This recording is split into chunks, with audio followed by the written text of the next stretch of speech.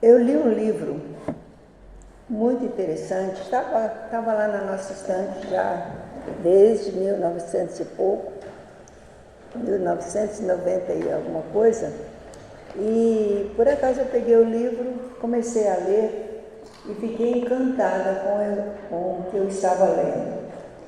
E resolvi fazer uma resenha, uma pequena amostra do livro que eu li. Achei muitíssimo interessante.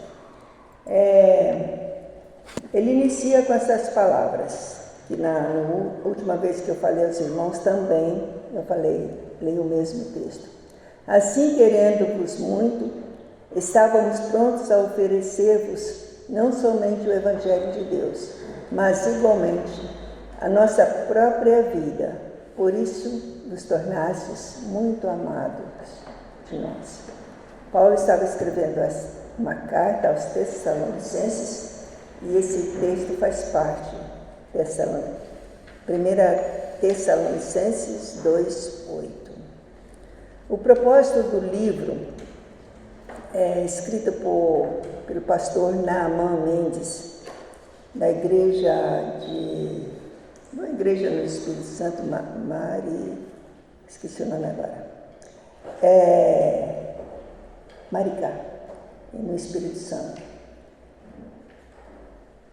Ele teve um propósito ao escrever o livro: firmar compromisso com a vida e com a igreja, e fermentar e estimular outros irmãos a buscarem a saúde da igreja. Uma das coisas que a gente sempre ouve falar é que a igreja saudável ora. A igreja saudável ora. E parece que isso não está acontecendo assim como grande evidência na nossa igreja, né? Muitas pessoas têm outras atividades e não participam com um grupo de oração. Não quer dizer que eles não oram, que nós não oramos em casa, mas quer dizer que ao vir à igreja só para orar e estudar a Bíblia, poucos vêm. Estamos numa falência hoje aqui por causa da véspera do feriado, né? Na terça-feira não tem feriado, mas também estamos em falência de um número grande que havia nos cultos de oração. Então é uma coisa para a gente pensar, se a igreja que a gente aprendeu, a igreja que cresce, ora, ou a igreja que está bem com Deus, ora, nós estamos preocupados com esse assunto. O meu propósito, esse era o propósito do pastor Naaman ao escrever o livro. O meu propósito para esse estudo é avaliarmos se estamos no caminho certo para alcançarmos na igreja o nosso desenvolvimento pessoal para uma vida de saúde física, social e espiritual plena, saúde plena em todas as áreas. Tá? E ele começa o seu livro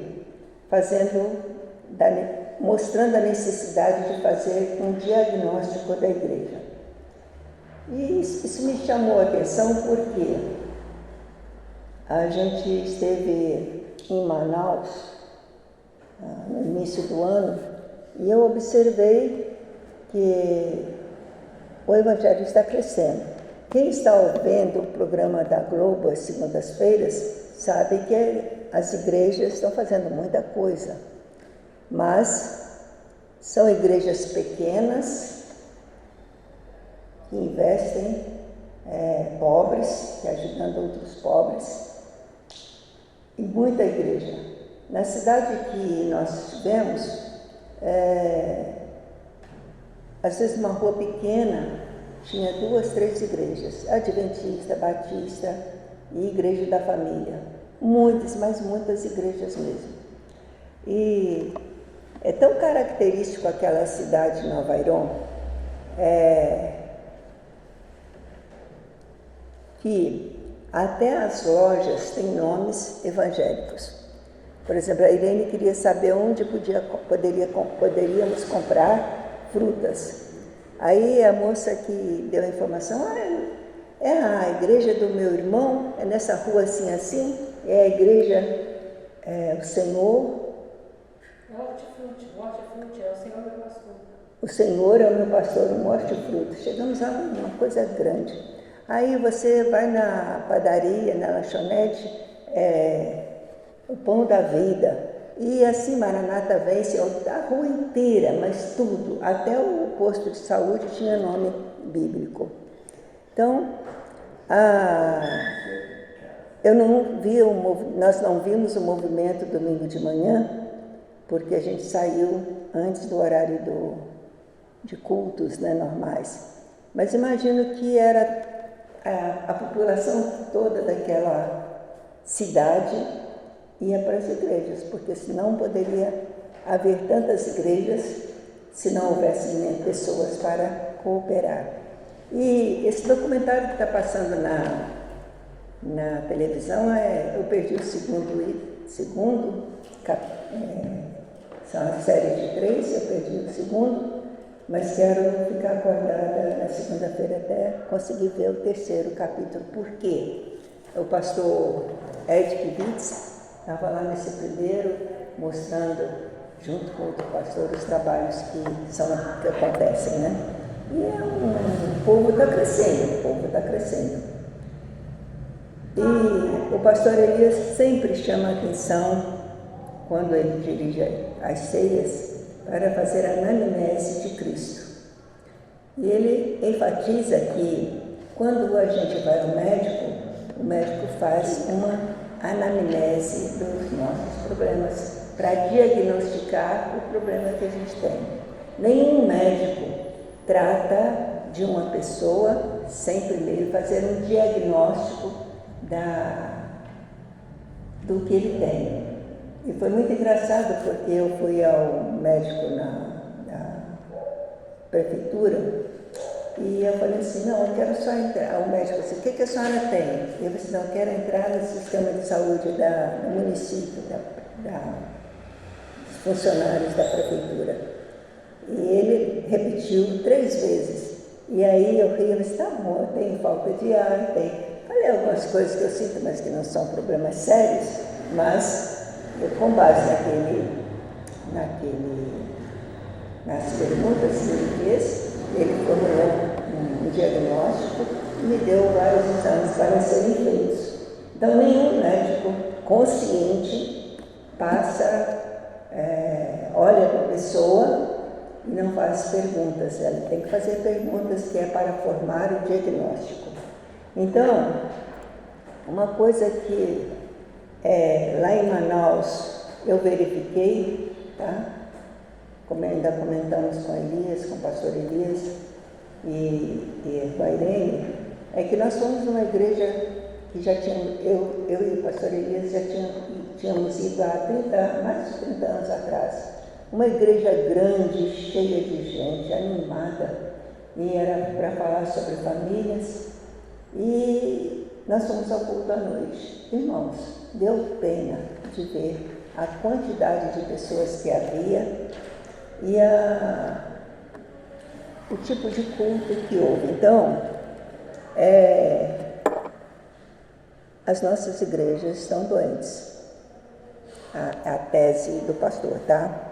Alguns aspectos da igreja do nosso tempo, ou do nosso século, da impessoalidade, chamam a atenção pelas enfermidades provocadas nela.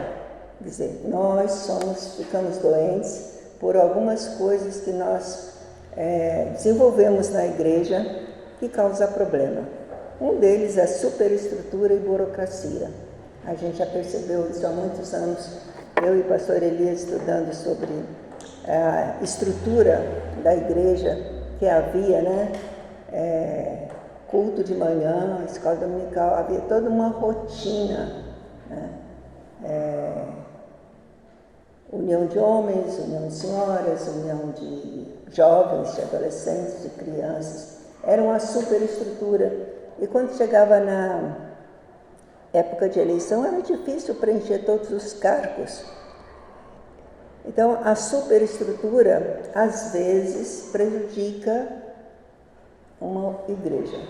Quer dizer, a gente trabalha em cima de coisas que tem que fazer, porque a estrutura exige que a gente faça, não porque a gente sabe que precisa fazer. A gente descobriu isso aqui nessa igreja, fazendo o estudo dos dons, que eu vou mencionar daqui à frente. O que acontecia nessa superestrutura do passado? É que a igreja elegia vamos supor, um presidente da escola dominical. O primeiro ano ele fazia muito bem o trabalho. O segundo ano ele já perdia o entusiasmo. O terceiro ano ele não queria ser eleito. Mas também não deixava ninguém para substituí-lo, certo? Então, aquela estrutura foi decaindo. A burocracia. A burocracia é a igreja preocupada com as atas, com número de membros, com carteirinhas, com a documentação, que também rouba muito tempo das igrejas. A superestrutura, às vezes, embaraça o bom desenvolvimento de uma igreja. O uso espetacular de meios de comunicação e marketing, mencionamos na semana passada, no último encontro, e liturgia engessada. Liturgia engessada quer dizer, você tem uma rotina e não sai dali de jeito nenhum, é sempre aquela rotina. Então, as pessoas, não adianta eu chegar cedo porque vai acontecer isso, isso e isso. Hoje, por exemplo, nós saímos da rotina cantando 3 hinos, mas normalmente a gente só canta um hino na escola, na reunião de oração, certo? Então, 2, né? Não, porque semana passada eu pedi um e que não era hora de aprender, né? Não era hora de aprender, tá certo. Mas a liturgia engessada é uma rotina fixa que a gente perde o encanto. Agora é hora de adoração, agora é hora de oração, agora é de pensar nos enfermos, agora é isso. E quando chega no final, está todo mundo, às vezes, cansado. É sempre a mesma coisa, não vou lá. Eu imagino que a igreja que alguns crentes deixam, eles deixam exatamente por isso, é sempre a mesma coisa, né? Nesse tipo de tensão teológica,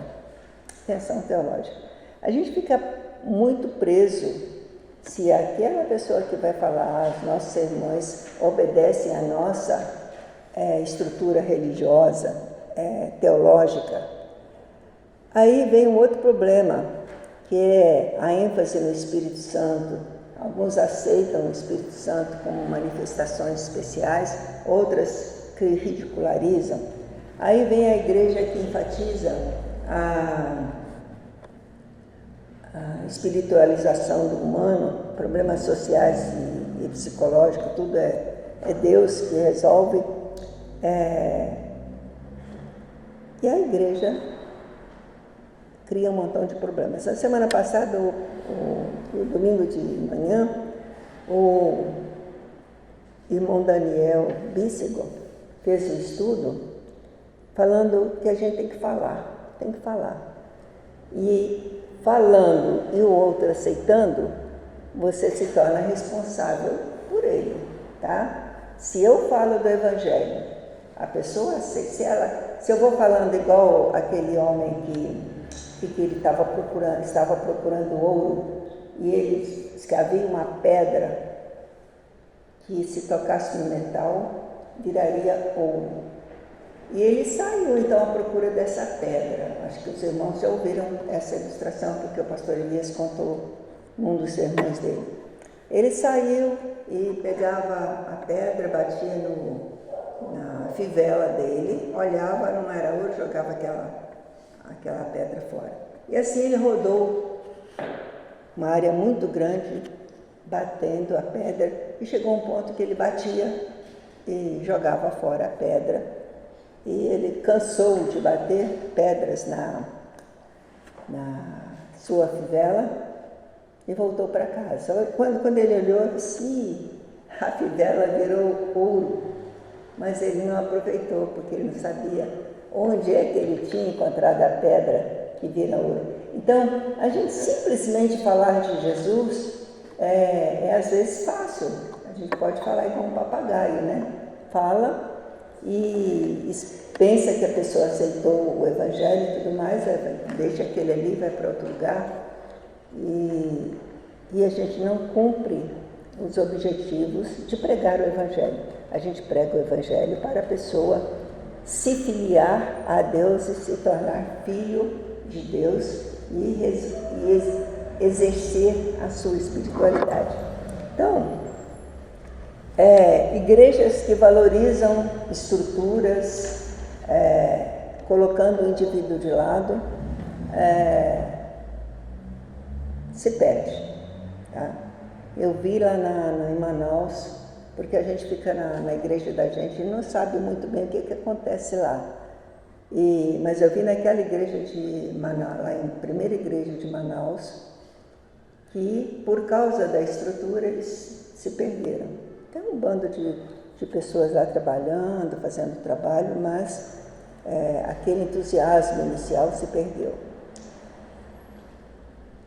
Também os que valorizam a espiritualidade e o ser humano, às vezes a gente se perde também, porque a gente dá ênfase a uma coisa ou outra e não consegue resolver o problema de todas as pessoas, né?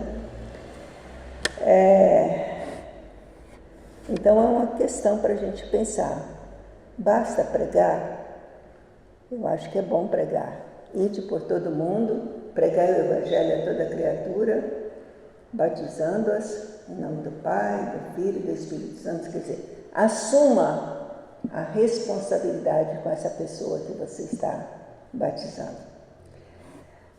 Então,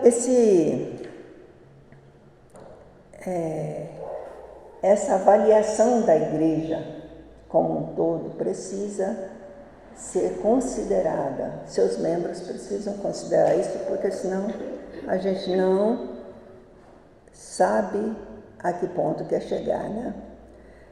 Então, essas doenças, essas coisas que eu citei aqui, são as enfermidades da igreja. Tá? Então, primeiro item, todas essas ênfases aqui, e mais coisas ainda, constituem doenças. O autor do livro descreve detalhadamente cada doença que isso causa. Então, primeiro passo, fazer um diagnóstico da igreja de hoje. A nossa igreja, eu não sei se tem alguém aqui que se lembra, mas nós estudamos há muitos anos atrás desenvolvimento natural da igreja. E a gente chegou a um ponto que deveria tratar dos pontos positivos, negativos, para aumentar os fatores positivos da igreja e diminuir os negativos. Bem, depois veio a divisão da igreja e ficamos tendo que começar tudo da estaca zero. Mas o irmão Bícego, ele sempre lembra isso, que ele saiu da igreja de origem dele, nasceu na igreja, foi educado, mas ele um dia saiu, viu que a sua igreja não satisfazia as suas necessidades espirituais. E ele foi, até que um dia, né, fez várias coisas sem abandonar o Cristo, mas chegou aqui e ele viu que aqui nessa igreja se pregava a Bíblia. E aqui ele está com a gente até hoje, está lá esperando que chegue alguém ainda. Quem é a igreja que cresce, que deveria seguir o modelo cristão? Lugar do exercício da misericórdia. Também esse texto, os irmãos vão se situar num sermão do pastor Elias. Mas essa verdade aqui, casa de misericórdia, Bethesda significa casa de misericórdia.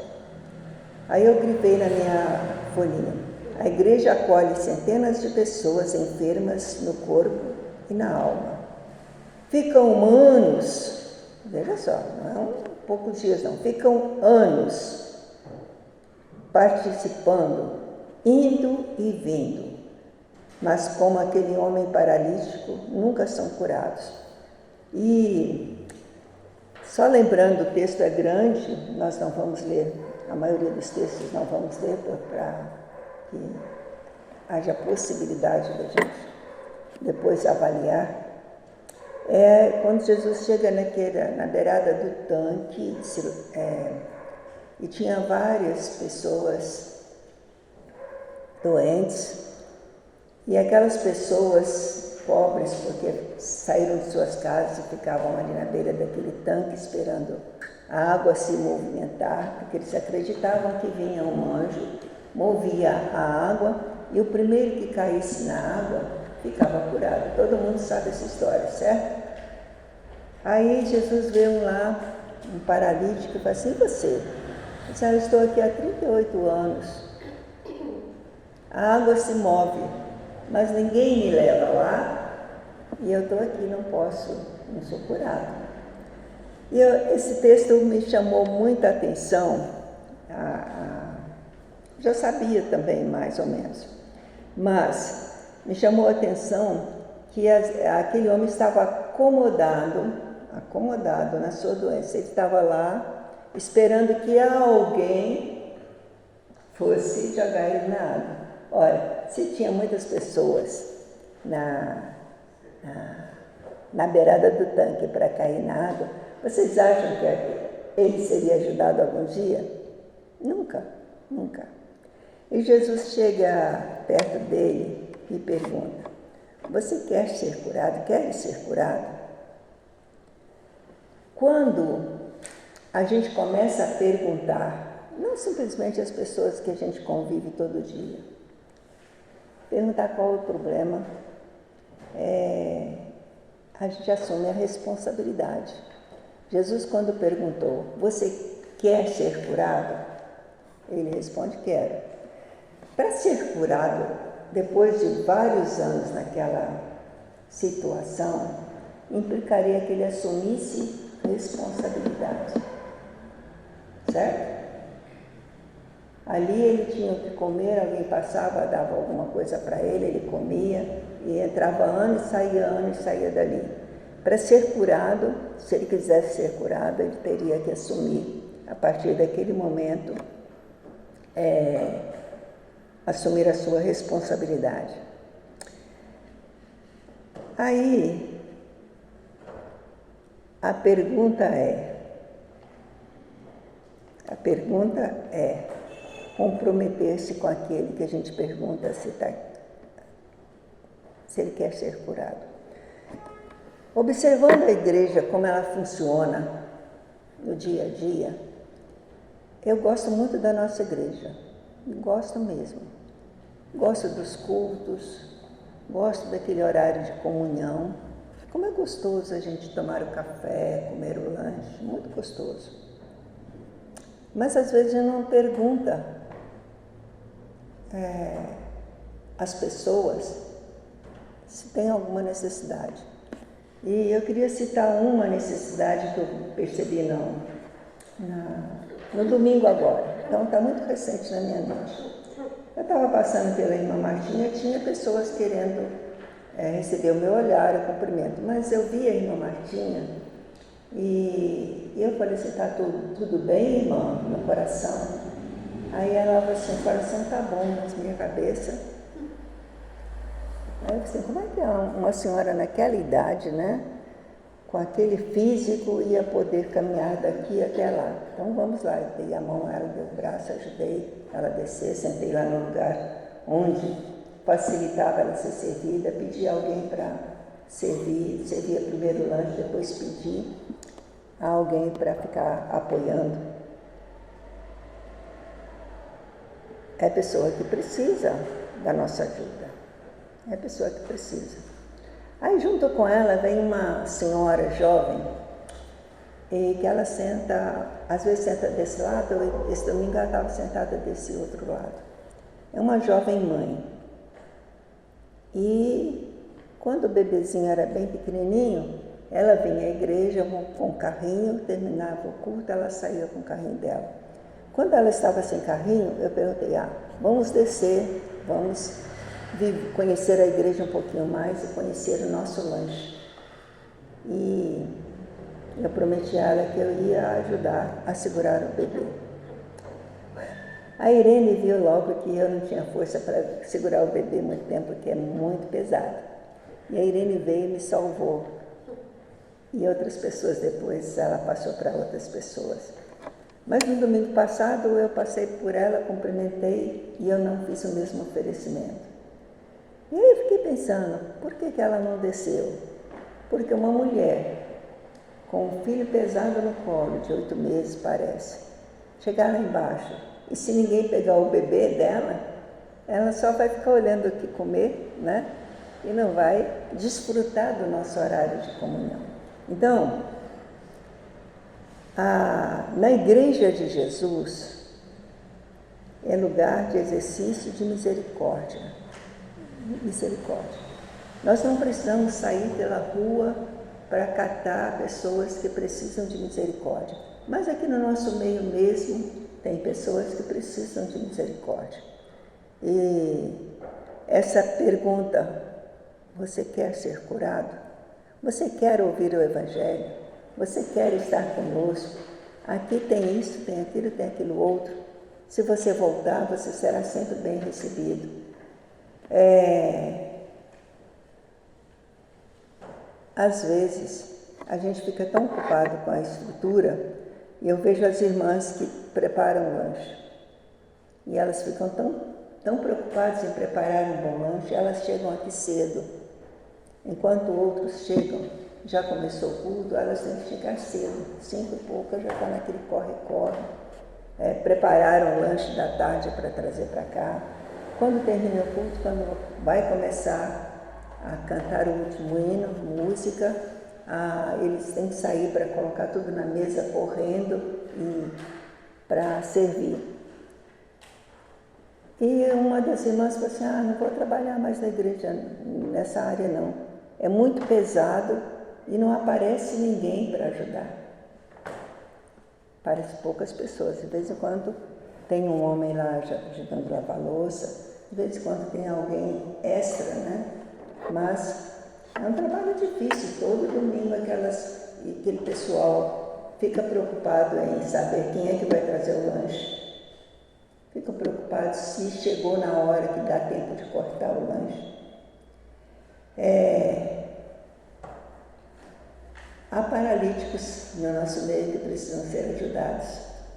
E eu acho que a gente pode pensar nisso, tá? Às vezes a gente está trabalhando, mas está quase abrindo a boca de cansaço, né? Então é um lugar de misericórdia, de ver o sofredor. O irmão Aldair falou num dia desse, no culto de oração, nós começamos um projeto com tanta gente trabalhando e agora ficam pouquíssimas pessoas e até as crianças diminuíram, né? Separaram um pouco, porque é difícil dar lanche, cuidar de histórias e cuidar da disciplina. E aquelas crianças precisam de misericórdia. Então, nossa igreja é um lugar onde se exerce misericórdia, mas ainda podemos exercer muito mais, tá certo? É lugar onde a morte se transforma em vida. A morte se transforma em vida. Um exemplo clássico é o Lázaro. Lázaro estava morto, comprovadamente morto, sepultado e tudo mais, e Jesus provoca, no texto de João 11, ele é registrado, 11 e 12 é registrado o que é necessário para haver vida, né?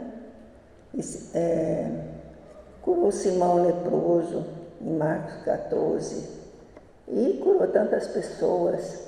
E ele não cobrava nada dessas pessoas. Você não tem que ficar conosco. Mas ele ia fazendo bem e mandou que os discípulos dele saíssem fazendo bem. Então, a gente sabe muito bem que através de Jesus, no convívio com a igreja, que a gente alcança a salvação, né? Todos nós esperamos o céu. Todos nós esperamos o céu. E todos nós éramos mortos, segundo Paulo, todos nós éramos mortos e alcançamos a vida através de Cristo. A igreja também é lugar da concretização do amor. Tem vários textos aí que eu gostaria que os irmãos lessem depois. Mas, no capítulo João 12, 13, o autor fala assim, parece até uma reunião das nossas igrejas, né? Tinha Lázaro, Marta, reclamando que estava trabalhando muito, Maria, que só queria ouvir e aprender, a outra Maria que comprou perfumes para cuidar de Jesus, Simeão, o leproso, Judas, os dois discípulos disputando o primeiro lugar. Quem é que vai ficar a mãe dele incentivando, né? Olha, Jesus, quando você for para o teu reino, fica uma à tua direita e outra à tua esquerda. Não deixe os meus filhos se perderem, né? A gente fica preocupado com isso. Os 12 discípulos que foram para a ceia e todo mundo preguiçosamente chegou, sentou, ninguém cuidou dos pés de todos. Aí Jesus levanta, amarra o avental, vai e lava os pés de todos, né? Então, eu disse aí, lugar de concretização do amor. No serviço, a gente mostra que ama Jesus, no serviço, como Marta preparando a comida, as coisas rotineiras e simples, como Jesus lavando os pés dos discípulos, alívio dos inimigos. Ali Jesus não era bobo, ele sabia que Judas ia trair ele, mas ele não culpou Judas. Você fica com a gente aí até você tomar a decisão final. Eu sei o que você pretende, mas você vai ficar com a gente. E até de quem não quer ser aliviado, tá? Lugar das crises, lugar de dúvidas e crises. Esse capítulo, ele gasta um bom tempo discutindo sobre Tomé, que manifestou a sua dificuldade, a sua crise, quando Jesus morreu e foi ressuscitado, mas ele não viu Jesus ressuscitado. Ele falou assim, eu só vou acreditar se eu ver. E Jesus tolerou ele, resolvendo as suas dúvidas e as suas crises. Muito bom esse capítulo. A igreja de Jerusalém. Então, todo esse pessoal que Jesus, na realidade, já tinha instituído a sua igreja. Tu és o Cristo, Quando Pedro falou, tu és o Cristo, o Filho de Deus vivo, ele já estava instituindo a sua igreja. E todo esse pessoal até agora já fazia parte. Mas quando Jesus morre, surgem outros problemas que ainda não tinham havido. Primeiro, era a fome, o alimento mal distribuído. Os discípulos se reuniram e convidaram pessoas, os diáconos, para ajudarem a que todos recebessem alimentação. Ali ficou claro a necessidade de diaconia, de serviço prestado à comunidade. Também é lugar onde se anulam os preconceitos. Isso é muito sério.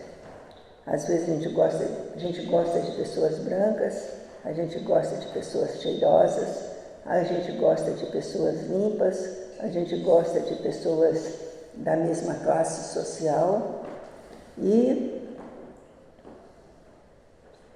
pessoas que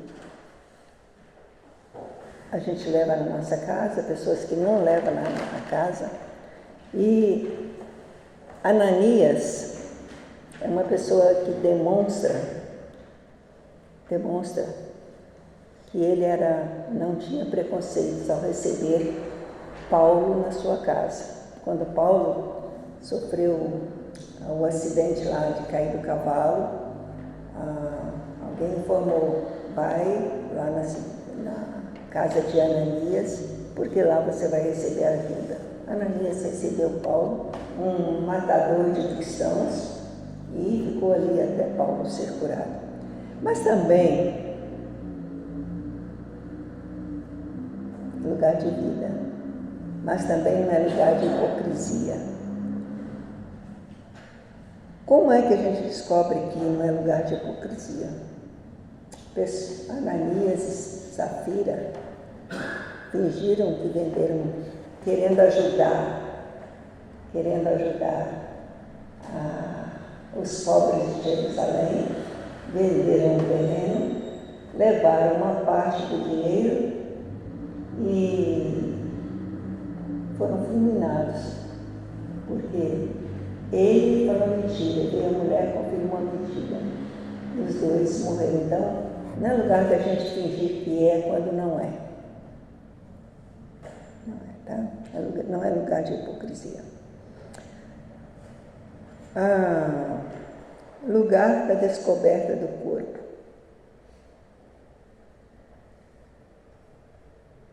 Quando Paulo, esse texto aí gostaria que vocês lessem com carinho em casa.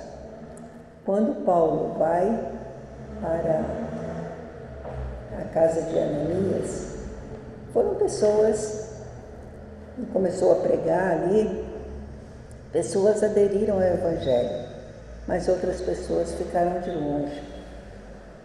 Tá? Lugar da cruz. Hoje deveria a ênfase ser lugar da cruz, mas todos nós sabemos o que significa o lugar da cruz. Tá? Lugar, descoberta do corpo.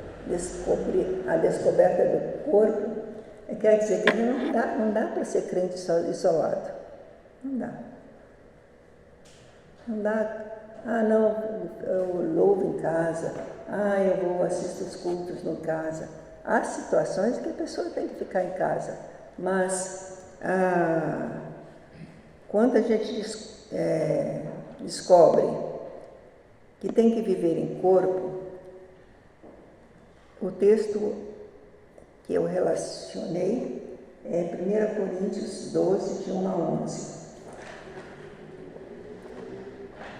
Ali fala dos dons. Todos nós temos dons. Todos nós já fizemos teste dos dons e a gente tem 3 visíveis e mais 5 que são latentes, que a gente pode desenvolver. Agora, como é que a gente desenvolve os nossos dons? É no corpo, certo? Fora do corpo, para que eu preciso de dom? Vou viver a minha vida com a minha força, com minha capacitação pessoal. Mas na igreja, nesse corpo aqui, ele menciona 2 problemas que podem acontecer. Eu me encher de glória porque eu tenho esse dom e a partir daí eu quero fazer tudo sozinho, sem incluir o outro. A supervalorização do dom. Eu tenho esse dom, tenho aquele outro. Então, eu exerço o meu dom e não deixo o outro desenvolver.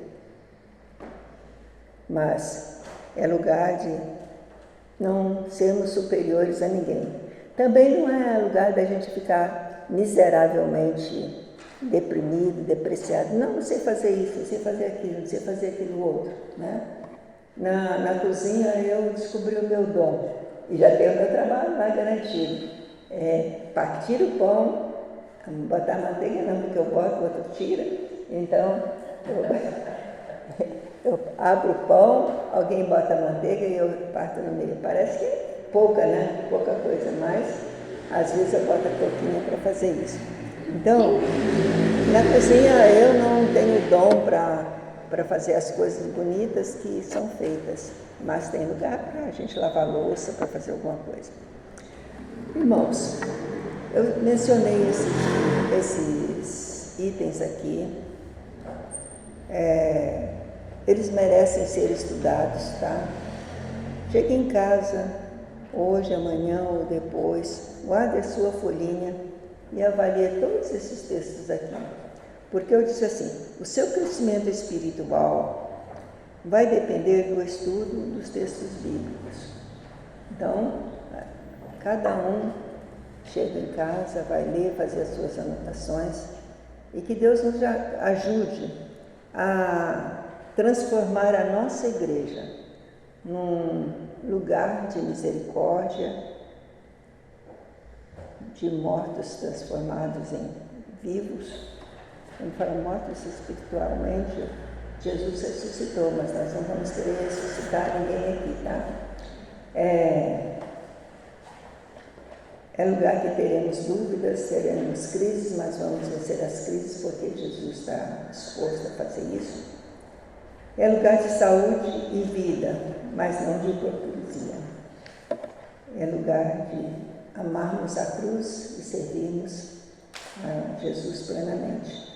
Lugar de descobrir por que Jesus quer a igreja.